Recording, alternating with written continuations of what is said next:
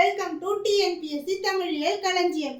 இன்னைக்கு நம்ம பார்க்க போற டாபிக் யூனிட் 2ல பாடம் 2 பின்வரும் நிலையணி. இலக்கணம் எல்லாமே செய்யுள் வடிவத்துல தானே எழுதப்படுது. அப்படி அந்த எழுதுற செய்யுள் சொல்லின்பமும் பொருளின்பமும் நிறைஞ்சதா தான் எழுதுவாங்க. அந்த சொல்லும் அழகா இருக்கணும், அது சொல் கொடுக்கக்கூடிய பொருளும் அழகா இருக்கணும். அது எல்லாராலையும் அந்த காலத்துல எழுத முடியாது. கற்றோரால மட்டும்தான் அந்த செய்யுளை புனைய முடியும். இப்போ நம்ம போன செமஸ்டர்ல பார்த்துருந்தோம் இல்லையா, இயற் சொல் திரி சொல்லுலாம். இயற் சொல் கல்லாதவர்களுக்கு கூட புரியும், இந்த மண் மழை மரம்ன்ற மாதிரி நார்மல் சொல். திரி சொல்லுன்றது கற்றவர்களுக்கு மட்டுமே புரியக்கூடிய சொல். இந்த செய்யுள்கள்ல புலவர்கள் அந்த மாதிரி திரி சொற்களை தான் பயன்படுத்துறாங்க. இந்த திரி சொல்னா என்ன? இந்த ஒரு பொருள் தரும் பல சொற்கள். இப்ப பாருங்களேன், இப்ப யானைன்றது இருக்குது இல்லையா, இதை வாரணம்னு சொல்லலாம், கரின்னு சொல்லலாம், இல்ல வேழம்னு சொல்லலாம். இது எல்லாமே யானையைத்தான் குறிக்கும்.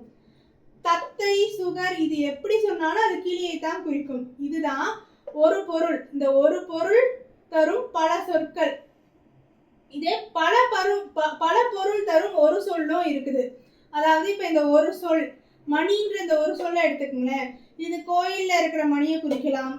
இல்ல நம்ம மணி அணிகலனை அணிகிறோம் இல்லையா, கழுத்துல மணி முத்து மணி அப்படின்லாம் சொல்லுவோம் இல்லையா, அந்த மாதிரி அணிகலனை குறிக்கலாம். இல்ல நெல் மணி அப்படின்னு சொல்லக்கூடிய தானிய வகைகளை கூட குறிக்கலாம். ஒரு செய்யுள்ல முன்னாடி வர சொல் இல்ல பொருளே அந்த செய்யுளுடைய பின்னாடி திருப்பி திருப்பி வந்துச்சுன்னா, மீண்டும் மீண்டும் வந்துச்சுன்னா அதுக்கு பேர் தான் பின்வரும் நிலை அணி. இத வடமொழியில ஆவிருத்தி அப்படின்னு சொல்லுவாங்க. இது மீண்டும் மீண்டும் வருது இல்லையா, அதான் வடமொழியில திரும்பி வருதுன்னு அதுக்கு பொருள். ஆவிருத்தி தான் வடமொழியில இந்த பின்வரும் நிலை அணிக்கு பெயர். இது மொத்தம் 3 வகைப்படும். சொல் பின்வரும் நிலை அணி, பொருட்பின்வரும் நிலை அணி, சொற்பொருட் பின்வரும் நிலை அணி. அதாவது இதுல செய்யுள்ல இது ஒரு சொல் திருப்பி திருப்பி வர்றது. இதுல ஒரு பொருள் திரும்ப திரும்ப செய்யுள்ல வரும். இதுல அந்த சொல்லும் பொருளும் ரெண்டுமே திரும்ப திரும்ப வரும். இதை விளக்கமா பார்க்கலாம். முதல் வகை சொற்பின்வரும் நிலை அணி. அதாவது ஒரு செய்யுள்ல முதல்ல வர சொல் அதுக்கு செய்யுளுடைய பின்னாலையும் திரும்ப திரும்ப வந்துச்சுன்னா அதுதான் சொல் பின்வரும் நிலை அணி. அந்த சொல் அந்த செய்யுள்ல பின்னாடி வருகிறது, அதுதான் சொல் பின்வரும் நிலை அணி. இப்ப இத பாருங்களேன். மால்கரி காத்தளித்த மாலுடைய மாலை சூழ் மால்வரை தோல் ஆதரித்த மாலையார் மால் இருள் சூழ் மாலையின் மால்கடல் ஆர்ப்ப மதல் தொடுக்கும் மாலையின் வாலி மலர். அதாவது இதோட பொருள் என்னன்னு சொன்னா, மதம் பிடித்த யானை ஒரு வாட்டி ஒரு யானை திருமாலுடைய பக்தனா இருக்கும். அந்த யானையை ஒரு குளத்துல போய் குளிக்கிறதுக்காக இறங்கும் போது முதல்ல அதோட காலை பிடிச்சி கவ்விடும். அப்ப இது பெருமாளே அப்படின்னு சொல்லிட்டு அவர் நினைச்சு துதிக்கைய தூக்கும். அப்ப திருமால் அந்த முதலைய இது பண்ணி காப்பாத்துவாரு, முதலைக்கிட்டே இருந்து யானையை காப்பாத்துவாரு. அததான் இந்த இடத்துல அவங்க மென்ஷன் பண்ணியிருக்காங்க. இந்த இடத்துல இந்த மால்னா மதம் கொண்ட யானை, யானைக்கு தானே மதம் பிடிக்கும். அந்த மாதிரி மதம் பிடித்த யானையை மதம் பிடிக்கக்கூடிய யானையை காத்தளித்த திருமால்.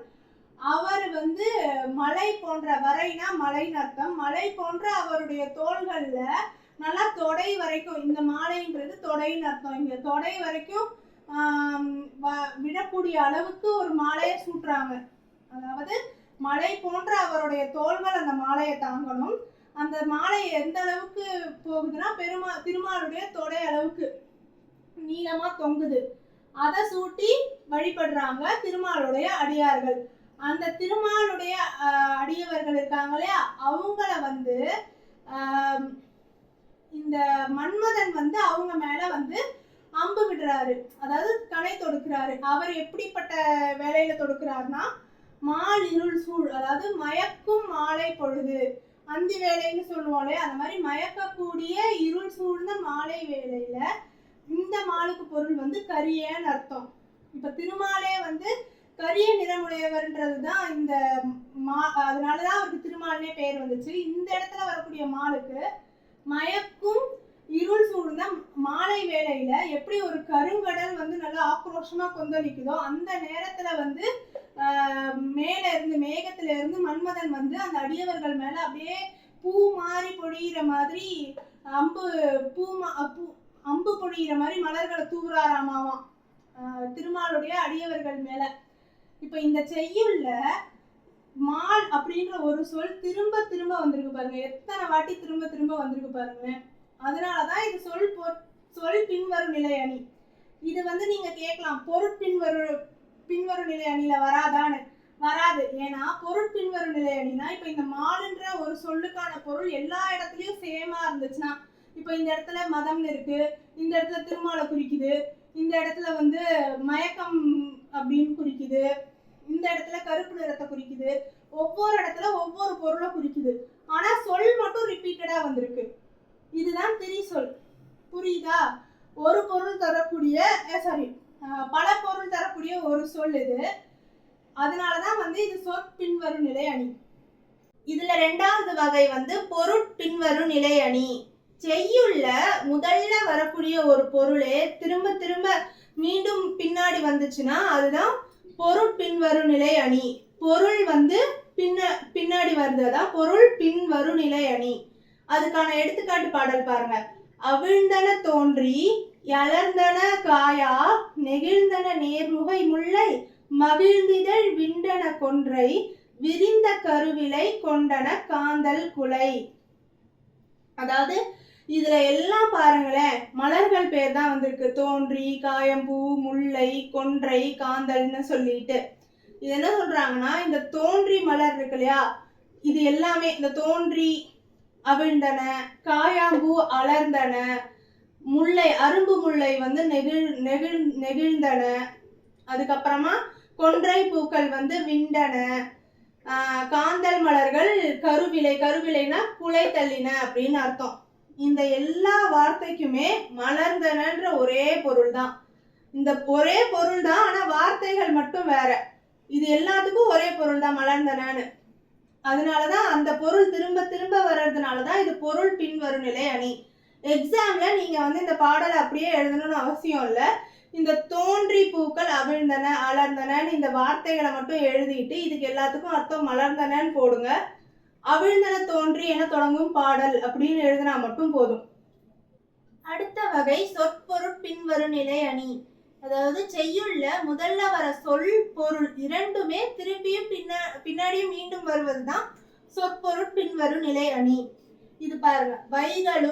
வைகள் வரக்கண்டும் அஃதுணரார் வைகளும் வைகளை வைகும் என்று இன்புறுவர் வைகளும் வைகள் தம் வாழ்நாள் மேல் வைகுதல் வைகளை வைத்துணராதார். இதோடைய பொருள் ஒன்றும் இல்லை. நாள்தோறும் ஒரு பொழுது கழிஞ்சிருது. இன்னைக்கு காலையில தொடங்குச்சுன்னா ராத்திரி ஒரு நாள் முடிஞ்சிருது இல்லையா? இது நம்ம வாழ்க்கையில யார் சந்தோஷமா இருப்பாங்கன்னா, அந்த மாதிரி நாள் முடியறத நம்ம வாழ்நாள்லயும் ஒரு நாள் முடியுது. அதாவது ஐயோ நம்ம இன்னும் கொஞ்ச நாள் தான் உயிரோட இருப்போம், இன்னும் ஒரு 20 வருஷம் தான் 30 வருஷம் தான், அதை பத்தியே யோசிச்சுக்கிட்டு துன்புற்றுக்கிட்டே இருந்தோம்னா நம்மளால வேலையை செய்ய முடியாது. இன்னைக்கு இருக்கிற நாள் நம்ம என்ன இதுவோ அதை ப்ரொடக்டிவா செஞ்சோம்னா தான் நம்மளால வாழ்க்கையில முன்னேற முடியும்ன்றதுதான் இதுல சொல்லியிருக்காங்க.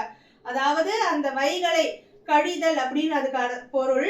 அதை உணராதார் தான் வைகம் வாழ்நாள் அவங்களுடைய வாழ்நாளும் கழியுது அப்படின்னு உணராதவங்க தான் வாழ்க்கையில இன்புற்று இருப்பாங்க அப்படின்னு சொல்றாங்க. இதுல பாருங்களேன், இந்த சொல் இந்த பொருள் இது இரண்டுமே திரும்ப திரும்ப ரிப்பீட்டடா வருது. அதனாலதான் இது சொற்பொருள் பின்வரும் நிலை அணி. ஒன்னும் இல்லை. இப்ப சிம்பிளா சொல்லணும்னா, முதல்ல ஒரு பாடல் பார்த்தோம் இல்லையா, மால் அப்படின்னு ஒரு சொல் வந்ததுன்னு பார்த்தோம் இல்லையா, அது சொற்பொருள் பின்வரும் நிலை அணி. சொற்பின்வரும் நிலை அணி. ஏன்னு சொன்னா அந்த மாலுன்ற சொல் திரும்ப திரும்ப வந்துச்சு. ஆனா அந்த மாலுன்ற சொல் எல்லா இடத்துலயும் ஒரே பொருள் கொடுத்துச்சுன்னா இல்ல. கரியன் கொடுத்துச்சு, மயக்கம்னு கொடுத்துச்சு, ஒவ்வொரு இடத்துக்கு வேற வேற பொருள் கொடுத்துச்சு. ஆனா சொல் மட்டும் திரும்ப திரும்ப வந்ததுனால அது வெறும் சொற்பின்வரும் நிலை அணி. அடுத்த பாடல்ல பாத்தீங்கன்னா அவிழ்ந்தன விரிந்தன எல்லாம் வந்துச்சு. ஆனா அது எல்லாம் ரெப்ரசென்ட் பண்ணது ஒரே பொருள் மலர்ந்தனன்றத. அதனால பொருள் மட்டும் ரிப்பீட்டடா வந்ததுனால அது பொருள் பின்வரும் நிலை அணி. இங்க பாருங்க, வைகள் அப்படின்ற இந்த சொல்லும் ரிப்பீட்டடா வருது. அது கொடுக்கக்கூடிய பொருள் கழிதல். எல்லாத்துலயும் கழிதல் தான். அந்த நாள் எப்படி கழியுது, அவங்க வாழ்நாள்ல கழியல அப்படின்னு திரும்ப திரும்ப அதே பொருளும் சொல்லு ரெண்டுமே சேர்ந்து ரிப்பீட்டடா வர்றதுனால இது சொற்பொருள் பின்வரும் நிலை அணி. இது மொத்தமாவே 3 வகைகள் மட்டும்தான் இருக்கு பின்வரும் நிலை அணியில. ஆனா இது ஒரு சிறப்பு வகை உவமை பொருட்பின்வரும் நிலை அணி. அதாவது இங்க பாருங்களேன், செங்கமல நாட்டன் செழுந்தாமரை வதனம் பங்கைய செவ்வாய் பதுமம் போல் செங்கரங்கள் அம்போரும் காந்தாள் அரவிந்த மாறனார் தம்போரும் காந்தாள் தனம் அப்படின்னு சொல்லிட்டு பாடல். இது என்ன சொல்லுதுன்னு சொன்னா, அதாவது அழகுக்கு பேர் போனவர் மன்மதன் இல்லையா, அவரே யாரா இந்த பொண்ணு நம்மளை விட இவ்வளவு அழகா இருக்கு அப்படின்னு நினைச்சு பாக்குறாராமா ஒரு பொண்ணை. அந்த பொண்ணு எப்படி இருக்கான்னு வர்ணிச்சிருக்காங்க. அந்த பொண்ணுடைய கண்கள் வந்து தாமரை பூக்கள் மாதிரி இருக்குதான். அவங்களுடைய வதனம்னா உடல்னு சொல்லலாம், இந்த இடத்துல முகத்துக்கு அவங்க சொல்றாங்க. அந்த பொண்ணோட முகமும் செழுந்தாமரை, நல்லா செழுமையா வளர்ந்த முழு தாமரை மாதிரி அவ்வளோ அழகா இருக்கான். அந்த பொண்ணுடைய வாய் பங்கயம், தாமரை மாதிரி அந்த பொண்ணுடைய வாய் சிவப்பா இருக்குதாமா. அந்த பொண்ணுடைய கரங்கள் கைகள் தாமரை போல இருக்கு, கால்கள் தாமரை போல இருக்குன்னு அந்த பொண்ணை வந்து அப்படியே ஒரு தாமரைக்கு ஒப்பா வந்து உவமையா பயன்படுத்தியிருக்காங்க. அதாவது இதுல இருக்கக்கூடிய எல்லாமே பாருங்களேன், ஒவ்வொரு பாடி பார்ட்ஸ், இந்த பொண்ணோட உடல் உறுப்புகள் அத்தனையும் தாமரைக்கு இதா சொல்லி இருக்கிறாங்க. இப்ப இந்த இடத்துல கமலம், தாமரை, பங்கயம், பத்மம் இதெல்லாமே வந்து வடமொழி சொற்கள், ஆனா தமிழ் மொழியிலயும் வருது. அது எல்லாத்துக்கும் ஒரே பொருள் தான், தாமரையை தான் குறிக்குது. இந்த தாமரை தான் இங்க கூறப்பட்டிருக்கிற பொருள். இதை யாருக்கு ஒப்பா சொல்லியிருக்காங்க? அந்த பொண்ணு எவ்வளவு அழகா இருக்கான்னு அந்த பொண்ணுடைய ஒவ்வொரு உடல் உறுப்புகளுக்கும் ஒப்பா தாமரையை சொல்லியிருக்காங்க. அப்ப இங்க என்ன ஆகுது, இந்த தாமரைன்ற ஒரு பொருள் தான் பல பேர்ல திரும்ப திரும்ப ரிப்பீட்டடா வருது. பிளஸ் அது ஒவ்வொரு இடத்துலயும் ஊமையா யூஸ் பண்ணியிருக்காங்க. சும்மா வரல அந்த தாமரைன்ற பொருள், ஒவ்வொரு இடத்துலயும் அது அந்த பொண்ணோட பாடி பார்ட்ஸுக்கு ஓமையா யூஸ் பண்ணதுனாலதான் உவமையும் ரிப்பீட்டடா வருது, பொருளும் ரிப்பீட்டடா வர்றதுனாலதான் உவமை பொருட்பின்வரும் நிலை அணி. வீடியோ பிடிச்சிருந்தா லைக் பண்ணுங்க, டவுட்ஸ் இருந்தால் கமெண்ட் பண்ணுங்க, சேனலை மறக்காமல் சப்ஸ்கிரைப் பண்ணிட்டு பாருங்க. தேங்க்யூ.